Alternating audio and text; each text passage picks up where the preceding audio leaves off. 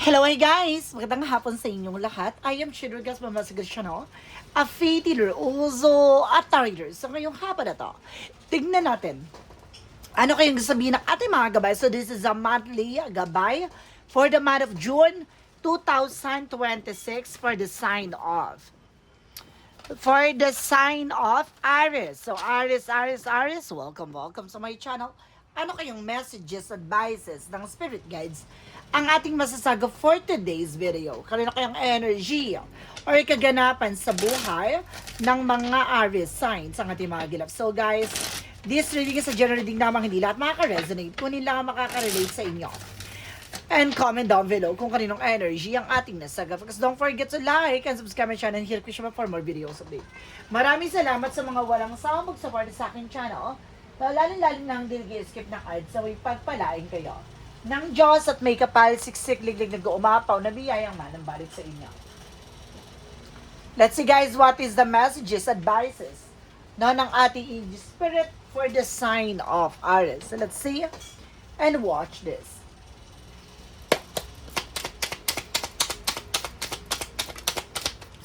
Okay, there's a 7 of Pentacles with a harvest time. So there's a harvest moment na may mga bagay na anihin mo na, may mga bagay na makakamtan mo na, may mga bagay na maaring makuha mo na.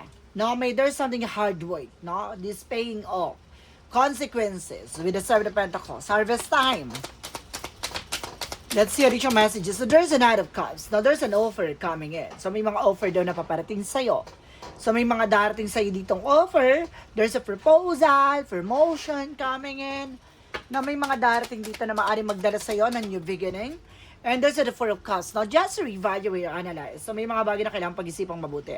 Klaruhin mabuti. Now, just to evaluate or analyze. Now, hindi ka pwedeng pala desisyon. Now, there's a full card for a new beginning coming in. So, magkakaroon ng bago simula.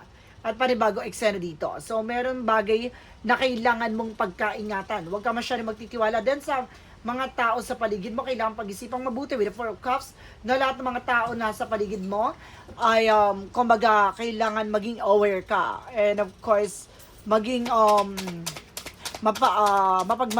mapagmasid ka, ganun.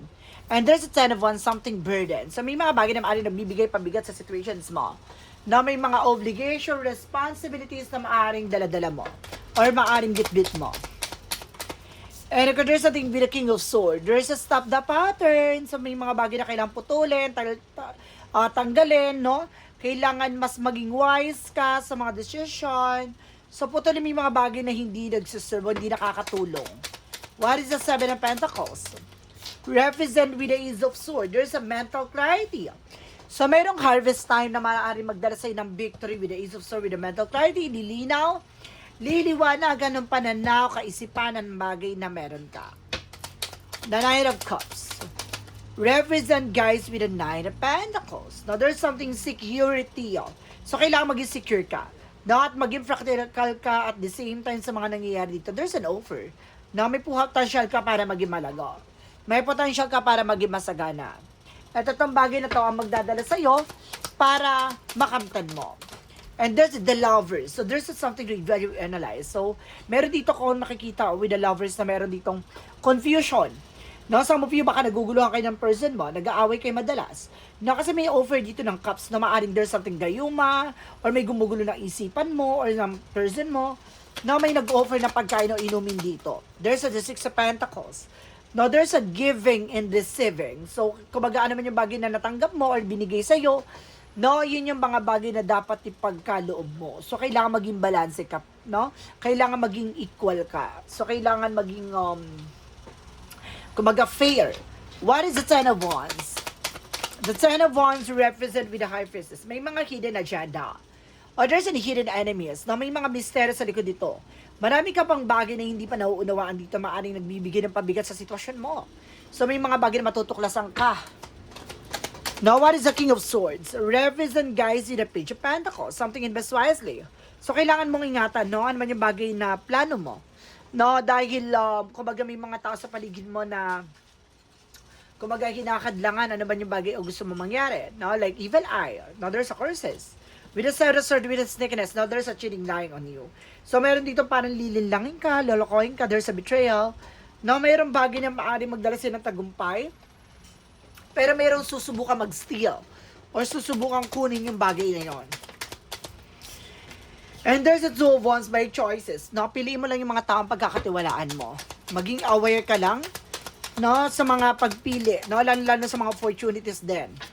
And there's the King of Pentacles, no, with a secure. No, kailangan maging secure ka. Sa kung ano man yung bagay na meron ka, relasyon man to, maging practical ka kung provider. First of all, you are also provider. And there's a Three of Wands. Waiting for a result, wait for a ship. So may mga hinihintay ka resulta, paper, documents, there's a possible na makuha mo na magdadala sa'yo na para magtuloy-tuloy ang pasok na magandang kapalaran sa'yo. At Two of Pentacles with a balance. No, timbangin mo yung mga bagay na maaring nakakatulong sa'yo. Kasi may mga hidden agenda, no, na maaring nagpapabigat sa sitwasyon mo. Hindi, kumbaga, obligasyon, responsibilidad. No, may mga unexpected situations dito na nangyayari na kailangan na maging patas ka o maging balanse ka. No, kasi may mga plano ka na hindi may mga plano ka hindi natutupad dahil may mga biglaang kang mga project or kumbaga may mga circumstances dito sa buhay mo na bigla ang bili ng ganto, kuha ng ganto, kuha ng ganyan, kumbaga nagkakasabay-sabay na wala na sa proper kumbaga plan, no? Let's see what is the King of Swords because the Page of Pentacles represent with the Six of Swords. There's a transition na may mga part dito na maaaring magbago ng situations mo. No, mas maging wise ka na, mas magiging matalino ka na sa pagpili at sa pag-manifest ng isang bagay. Now, let's see. Of course, for the outcome, there's a Three of Pentacles for collaboration. So, there's something communication.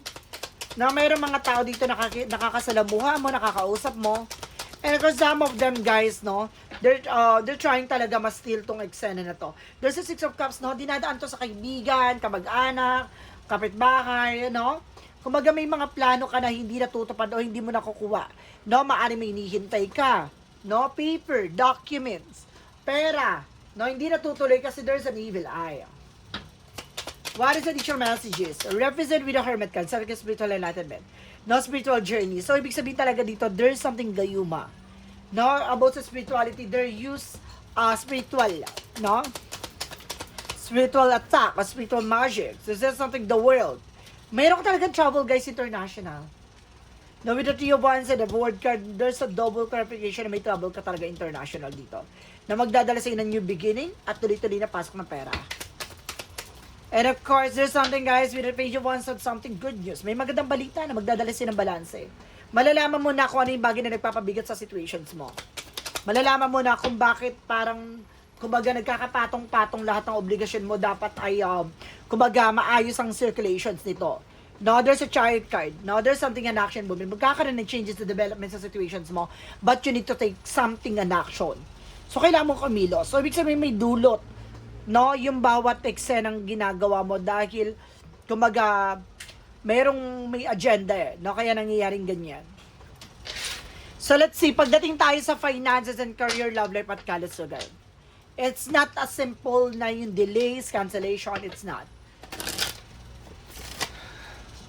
Let's see what is additional messages for finances and career, love life at kalusugan. There is a devil card, so something demonic. So, pagdating sa finances and career mo, talaga may gumahad lang. Or talaga may gumagawa ng something evil. And there's something a Knight of Swords para bumagal ang sitwasyon mo. Na para hindi ka magtagumpay. With the Six of Wands, something victory. So, see, kumbaga kaya mo na magtagumpay, kaya mong makamtan yan eh. Nga lang hinaharang with the Devil card. And there's, kasi mga plano mo, sabi ko na, plano, process, victory, so lahat ng bagay na nagiging negative. And opposite niyan. And there's something a Page of Cups. No, makinig sa intuition and gut feeling mo. So, ibig sabihin may pangamba ka na. What's going on? No, mayroon ka ng hinala kung bakit parang inaalat ka. There's another one's for slow and steady kung bakit mabagal yung eksena. No?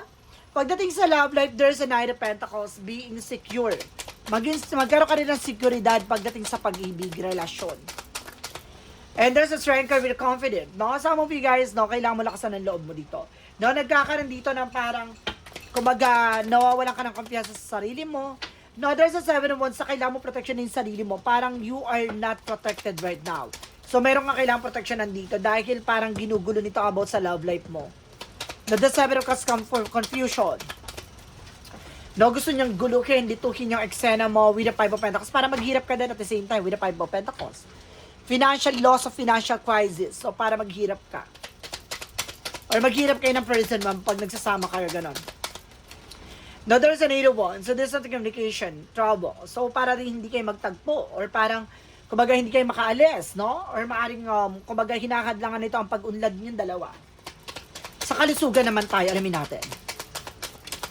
So, represent with, sabotage. Ibig sabihin, may mga nararamdaman din kayo. There's a trying. Not, to give you, kumbaga, an illness, no? Meron din daw dito, no? Parang sumasakit yung ulo mo, yung likod mo, parang ganan. Parang minsan, parang may pumapasok sa utak mo, no? Parang ganan.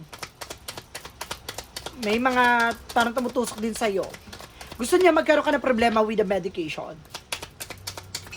No, there's, something na nga ba, there's a leaking, means something stuck parang kang lutang.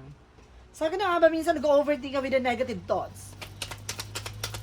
Diba? And there's a Wheel of Fortune. Kaya minamaras with the Wheel of Fortune in reverse. So, kaya nagkakaroon ng parang bad omen. No? Kamalasan.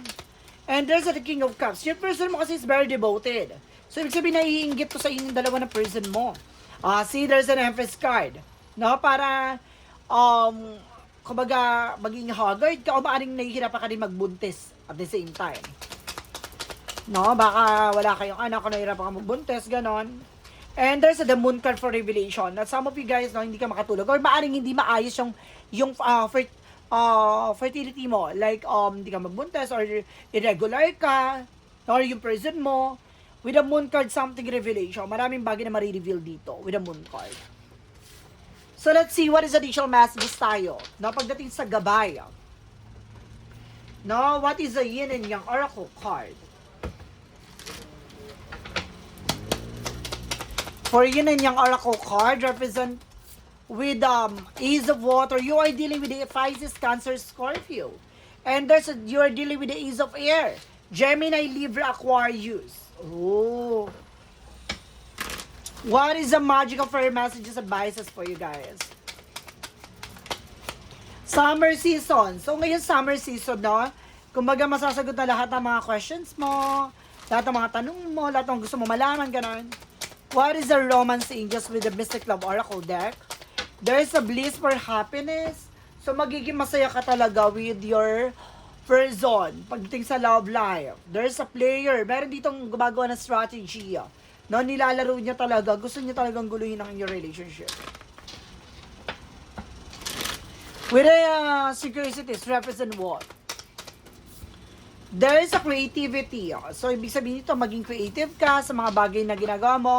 Kumbaga, kailangan passionate ka dyan, no? Very colorful or very, kumbaga, creative, ganon. And God is in charge. No? Nandito raw ang ating Archangel Michael at ang ating Panginoon ginagabayan daw kayo dito. And believe and trust. So, kailangan mo maniwala at magtiwala. No? For Archangel Michael messages. For a Jesus loving quote said, whatsoever you shall ask, Father in my name, which is the heaven, the same in my brother. Oh, okay, sorry. Whatsoever you shall do will all my Father which in the heaven, the same my mother, my brother, and sister. So, ibig sabihin dito, ano ba daw yung dapat ginagawa mo with your father? Ganon din daw yung ginagawa mo sa ating ama na nasa langit, no? No, at even doon sa mga kapatid mo, sa mga kamag-anakan mo, or sa mga pamilya mo. Na para sinasabi dito, kailangan maging balanse ka, no? At kumbaga, maging mabuti ka sa lahat ng bagay, no? At sa lahat ng panahon, sa lahat ng oras, no? Kailangan maging generous ka. So guys, this is something a monthly gabay for the month of June 2026 for the sign of Aries. So Aries, maraming salamat for this wonderful reading. So once again, this reading is a general reading lamang, hindi lahat makaka-resonate, kunin lang ang makaka-relate sa inyo. And comment down below kung kaninong energy ang ating nasagot. And of course, don't forget to like and subscribe my channel and hit the bell for more videos update. Maraming salamat sa mga walang sawang pag-support sa aking channel, lalo-lalo nang skip ng ads away pagpalain kayo. Nang Diyos at may kapal, siksik, liglig, nag-uumapaw, na biyayang manumbalik sa inyo. Maraming salamat guys and see the next video. Bye-bye and babush!